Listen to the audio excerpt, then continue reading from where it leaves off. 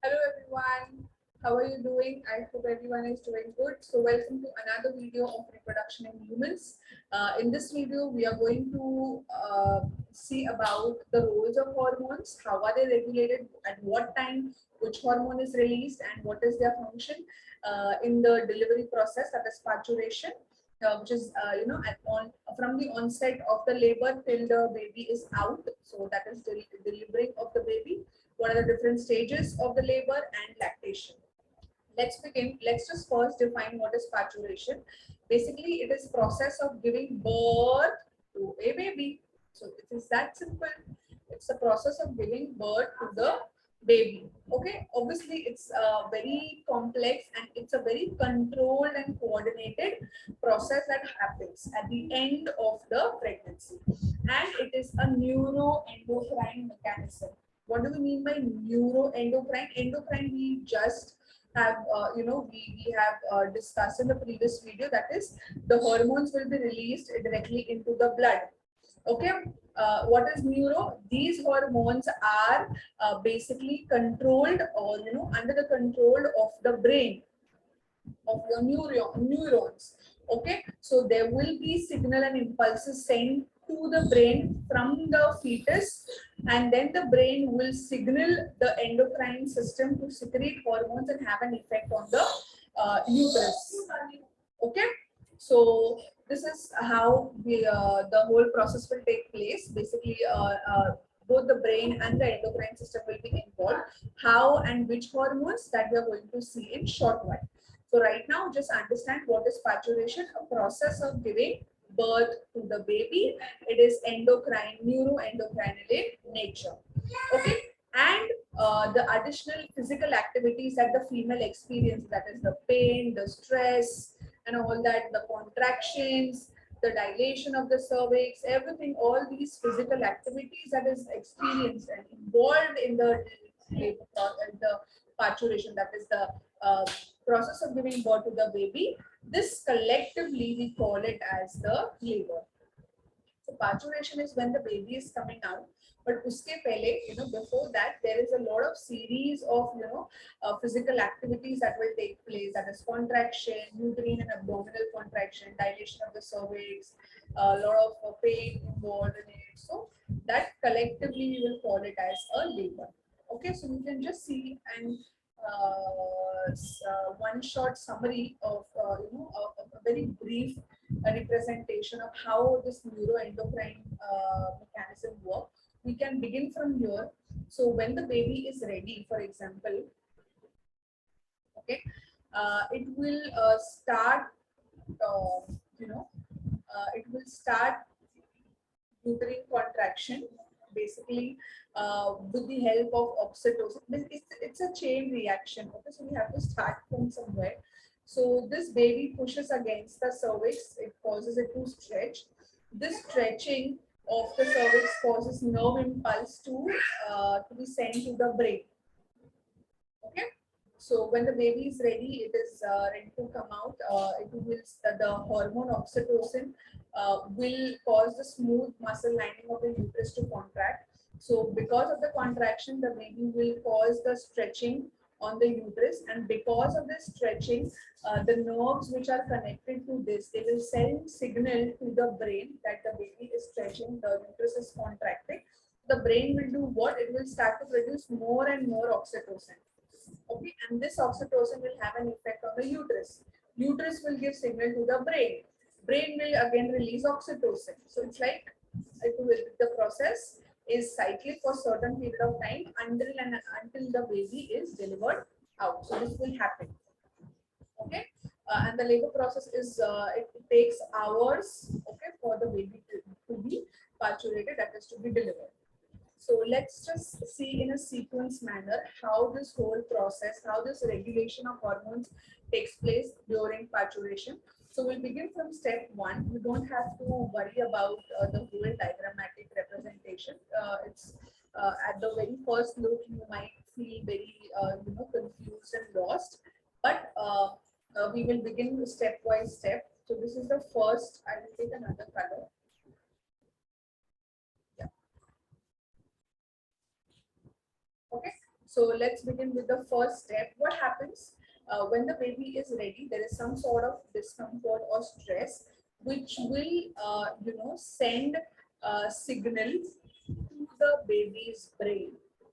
Okay, this brain, that is the hypothalamic region of the brain, will start releasing hormone.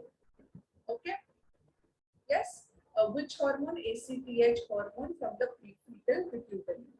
This adrenocorticotropic hormone, which is released by the brain, that is the hypothalamic region of the brain of the baby. This is due to what? Due to stress. That is at the time when the baby is ready to come out. Some sort of stress will be there in the body, and that will cause this hormone to be released. Okay, this hormone got released. Where it will go? What is the target organ? It will go and act. It will trigger, or it will stimulate, or it will induce the adrenal cortical steroids. That is the gland which is present on the suprarenal glands, which is present on the kidneys. Okay, it will trigger this. This in turn, okay, so this got triggered. Step, excuse me, this got triggered. Now, this will in turn, number 3, okay, uh, it will cause the progesterone synthesis to stop. Okay, it will cause the placenta to stop secreting progesterone, because now the signal has been sent to the placenta that the development, or the progesterone has to stop. Okay, it has to decline because the baby is ready, the fetus is ready, and it has to come out of the female's body now. Another function of this adrenal cortical steroids will be to increase making or secretion of another hormone, that is estrogen and prostaglandin synthesis, and its release increases. Okay, so effect of ACTH will be on the kidneys of the baby. This will in turn cause the placenta over here. Okay, the signal, this adrenal cortical steroids which got triggered because of this hormone, now they will trigger the placenta to stop making progesterone and to start making estrogen and prostaglandin. Why progesterone stop? Because now it is not required, the baby is developed, now it has to come out. And for coming out, which hormones are required for contractions to happen? Estrogen and prostaglandins are required.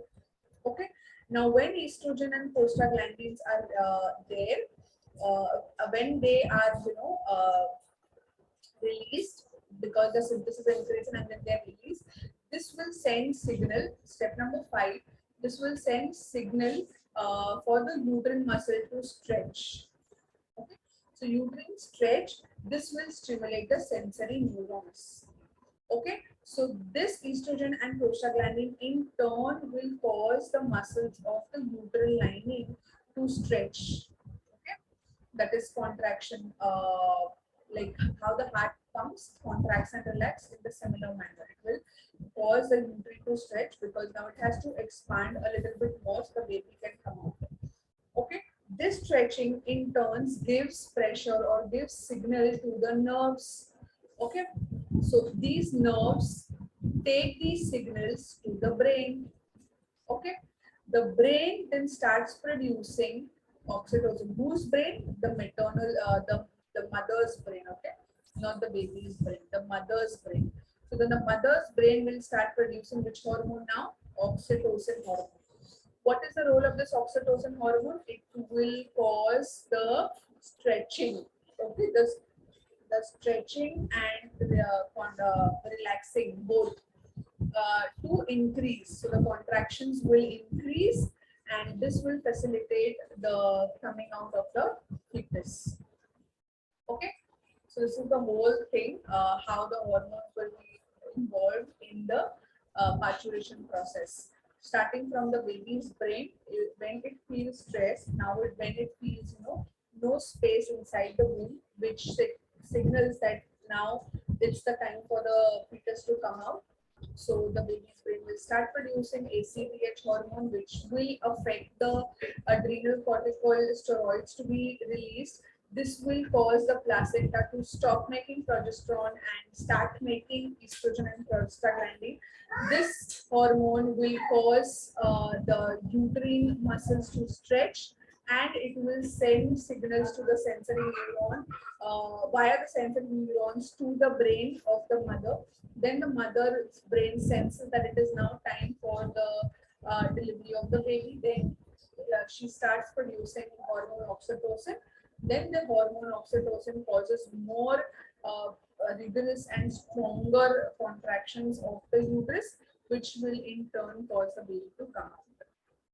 Okay, so this was all about the regulation or the hormones which are involved in parturition. Right?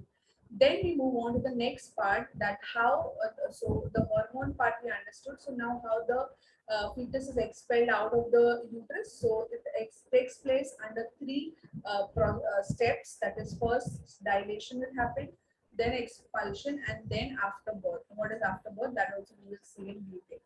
The first phase is the initial and the active phase, the latent and the active phase. In the latent phase, wherein all the hormones are acting and then the contraction is still there, okay. And then when the contractions increases, the prostaglandins and the estrogen increases, and also the oxytocin increases in the female's body. There are more contractions happening at a very faster stage. This will slowly and steadily cause the cervix to open, effaced cervix. Effaced means it will start opening of the cervix. Here you saw it is closed. Okay. And when the hormone effect starts to increase, active phase, okay, when oxytocin is causing more contractions, so slowly and steadily you can see here it is closed, and now it will slowly open. Okay, the diameter will open, and through which the head will come out. So this we call it as the effaced cervix, active phase.